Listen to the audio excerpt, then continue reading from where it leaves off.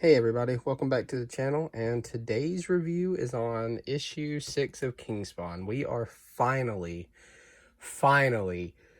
catching up on Kingspawn, so you won't be getting another Kingspawn review until next month. I bet y'all are so happy to be done with the series. Well, again, I meant to do like a reaction video to this book, but like I said in the comic book pickups video, I am not feeling great. I am getting sick. But yeah, so in this book right here, which by the way, this hands down is my favorite cover for the issue. I wanted to get both of them, but I couldn't this week.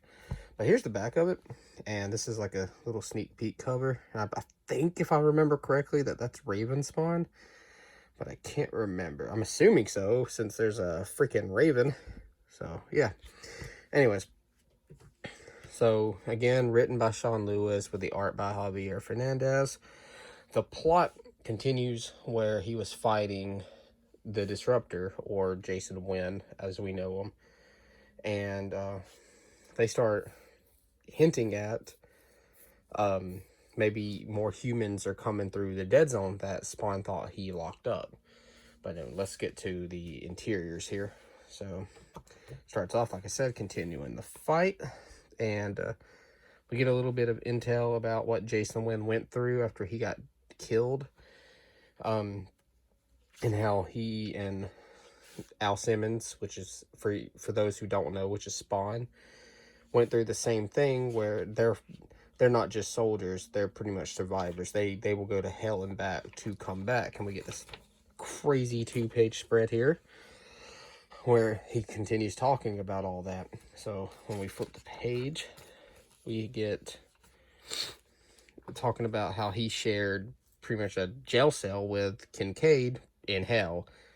So him and Kincaid, they meet one of the quote-unquote higher-ups of hell, and they make a deal where they will get King Spawn to take the throne, yada yada. Kincaid starts killing and sacrificing children, while Jason Wynn gets funding, starts building himself back up, and we go on. Continues with the fight. Spawn doesn't want to let him kill more children, and Jason Wynn just wants him to open the dead zone so we can let more people come in. So the fight continues until Terry, and his infinite wisdom, for some reason, decides to pick up a piece of said armor that got knocked off and attack Jason Wynn with him. But Jason Wynn isn't a Hellspawn, so the power doesn't actually hurt him. If this would have been Spawn, the ectoplasm would have actually hurt him. So he's like, Terry, don't. And then what happens next is Jason Wynn hits him with a freaking right hook of the gods. Dislocates his freaking jaw. Straight Mike Tyson's his bitch ass. And we continue where Spawn's like, no. No, he's like, you come back and open the dead zones and you can stop it. And Spawn doesn't want to. He doesn't want it to stop. He wants the pain. So the fight continues on, and they fucking blow up. They're like, blah, blah, blah, blah, blah. Well, so he's like, I can't remember what he says. He's like, why couldn't you just listen and just roll over your GD kingdom? And then we flip the page and we get this sweet freaking pen. Like, I swear, dude, Spawn is an artist book.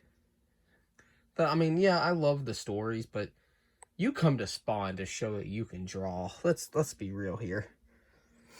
And so they fight. Dude, what happens is gruesome. So get ready for some carnage, because what Spawn does to Wynn is he picks out his freaking eyeball. He dead ass says, an eye for an eye, Jason. And I told you he dislocated Terry's jaw. He snaps it back on. But what's crazy about this is he actually mentions that maybe Wanda came back. Gum, is that some thunder outside? I know y'all probably can't hear that, but So he literally scoops out his eyeball, and Terry's over there like, I'm good, looking like Glenn from The Walking Dead. And he snaps his jaw back on and says, look, we're going to New York. And these people start talking about how they have, that Jason Wynn has said, look, we have some company. The king is coming. And we get this sweet panel of the throne, or as they call it, the God throne. And those are the court of priests. And then, boom. So, this is actually the conclusion. Well, of course, we get this, breakdown, like always. This is actually the conclusion to the first story arc of King Spawn. Now, again, like always, please go pick this up. Please. This has been one of the best ongoing comics. It's been my favorite ongoing comic. This issue, like every other King Spawn issue, pretty much for me, it scores a 10 out of 10. Highly recommend. And as a matter of fact, I think it's one of the best books out on the market right now. It competes with how great Something Is Killing the Children, in my opinion. Now, everybody's different, but this book for me, it oh man, is it good. It's got the art, it's got the story, it's got the action, and yeah, so 10 out of 10, recommend. Please go pick it up. And I just wanted to go ahead and let y'all know what the next review is. So the next review is not on a Spawn book. I will be starting Gunslinger Spawn review soon, but there's only 3 issues of that out. So the next review, Batman, The Night. The story of Batman Begins. I've read most of it. I think it's pretty good. So we're going to be reviewing that. And then after that, I just want to let y'all get an update. So the next review is going to kind of be a mega review.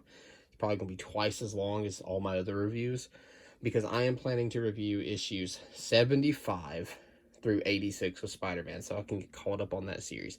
I don't know if I'll review all of them in one video, or if I'll cut it into like 5 issues per video. So let me know what y'all'd rather have, one super mega review, or just for my sanity, like every 5 issues, review 5 issues. Anyways, so leave a like, subscribe, share with everybody that you think likes comic books. We're going to continue grinding. We're going to grow this channel.